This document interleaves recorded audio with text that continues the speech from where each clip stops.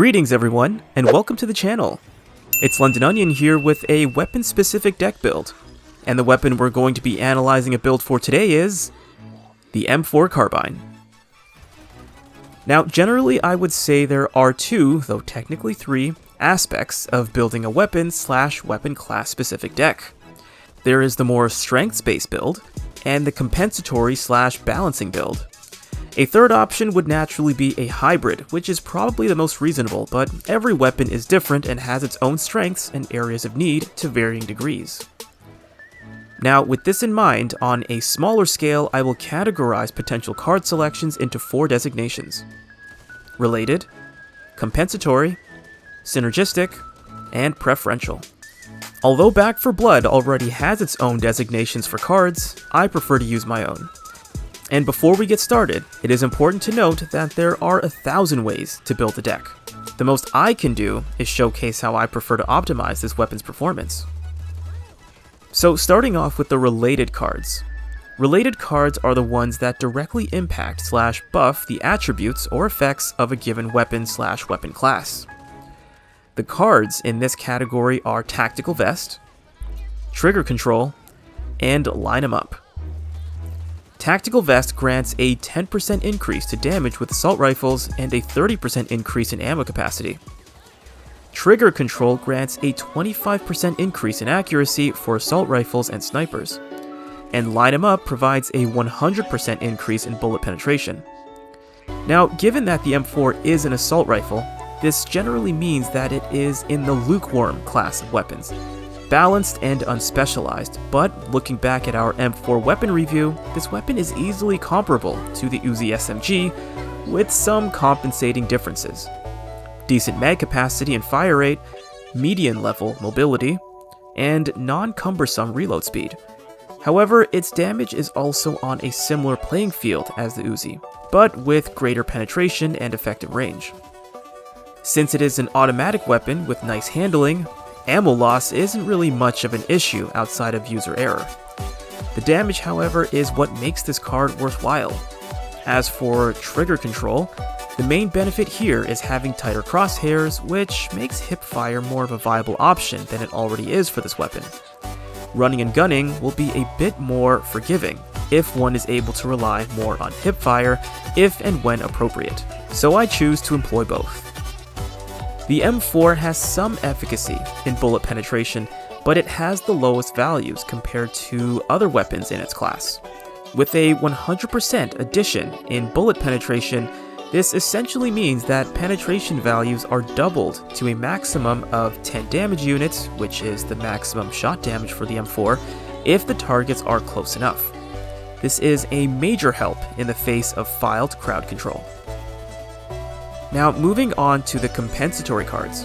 Compensatory cards are meant to counteract the weapon's main weaknesses, or balance out its areas of need. In the M4's case, its main area of need is damage output, and bullet penetration to some extent. Now, as an assault rifle, it was never meant to rule the roost in respects to damage, but typically, assault rifles tend to inflict more damage shot for shot than their smaller, nimbler cousins, the SMGs. But this weapon is pretty much an SMG with greater penetration and effective range. So the cards I think that would best suit this weapon's needs in regards to augmenting damage are Shredder, Marked for Death, Ridden Slayer, Combat Training, and Confident Killer. Shredder increases damage with every successful shot within 3 seconds by 1% and stacks up to 15%. Since the M4 is an automatic assault rifle, this damage will stack up quickly, and with the easy controllability, taking full advantage of the damage stack is a minor task. The only downside to using this card is that unless one is holding down the trigger, the reload speed seems to be just under 3 seconds. Any small delay will cause the stack to reset. But at base level, at most 10 of the rounds will inflict 15% additional damage. Marked for Death deals an additional 10% damage when an enemy is pinged. Ridden Slayer increases weak spot damage by 20%. Confident Killer deals an additional 1% damage with each mutation kill and stacks up to 15, so allowing one to do an additional 15% damage throughout a given level. Combat Training gives a mere 5% damage and additional 50% bullet penetration. I wouldn't blame anyone for wanting to avoid this card for the inconsequential damage, but it at least compensates for bullet penetration, which a number of pistols and all other assault rifles surpass in comparison. Compounding with the Line 'em Up card, penetration should no longer be an issue for the M4. With all the damage cards put together, not including Ridden Slayer, one can theoretically inflict an additional 45% damage on enemies. Moving on to the Synergistic Cards, these are cards that have impacts to increase areas of strength or work to optimize the effects of other cards or one's choice of character. Now, the M4's main strengths are mobility, reload speed, effective range, handling, and accuracy. Now, with all those in the green, one may say that Synergistic Cards should take a back seat, or be inexistent in this build. However, as stated earlier, if I could choose between balance or specialization, I will happily choose specialization. Though it is fair to note thus far, the M4 has had the most compensatory cards compared with our other weapon builds. But carrying on, the Synergistic Cards that catch my eye are Reload Drills, Hellfire, Dash, Pep in Your Step, and Cross Trainers. As we had discussed in the M4 weapon review, kiting is probably going to be one's main strategy when dealing with mutations. Plus, given the damage of the M4, one will naturally have to employ more of a stick and move type of approach to any kind of impending rush of enemies. With that said, mobility is the main focus of Synergistic Cards. The only non-mobility related card is Reload Drills, which increases reload speed by 20%. I chose this card because it would create a nice damper on the demand of the Shredder card, which only allows a 3-second window to maintain the stacked damage. Cross Trainers, aside from the stamina buffs, provide a small 3% increase to move speed. Hellfire increases movement while firing by 45%, and by 5% while not firing. Since the M4 is an automatic weapon, there should be minimal lulls when firing while moving. Plus, the 5% increase in move speed can compound with Cross Trainers. Next, there is Pep in Your Step, which provides a 10% increase in move speed after a precision kill for 5 seconds. Perfect for mobility while on the move. Lastly, there is Dash, which provides a 5% increase in move speed. All the movement cards compounded allows one to move an additional 28% faster, which is a noticeable difference. Our last area of card selection is the Preferential Cards. These are cards that are completely unrelated to the weapon and its strengths/weaknesses, but are still useful as a perk.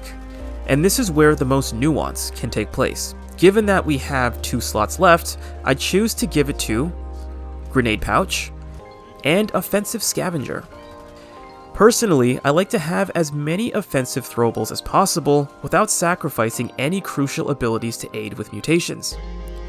Even though the M4 can be an excellent kiting weapon, sometimes a throwable is the main difference between survival and incapacitation. Plus, these two cards work together. Without any purchased perks, one is limited to 2 throwables, but at least with Offensive Scavenger, this number can be more easily sustained throughout a given level. Now, our last area of discussion is the character choice. For those of you who haven't been able to guess who I built this deck for, it can fit with either Walker or Jim, to keep it simple. Both characters are similar in that they provide a damage boost which will only add to the damage buff applied to the M4, as it is much needed. Plus, Walker increases in accuracy for 5 seconds with each precision kill. And based on our card selection and of course the weapon itself, critical shots should take priority. But as I said guys, there's 1,000 ways to build a weapon-centered deck. These were just my preferences. Otherwise though, that concludes the build. Thank you guys for joining me on this one, and in our next deck build we'll be covering the 870 Express Shotgun. As for you, Assassin CJ292, we will be getting back into the weapon reviews where we will be covering the next line of weapons in the respective classes, and of course go through critical comparisons as requested, so not to worry. Otherwise though guys, it's been Londononion, and I will see you guys next time.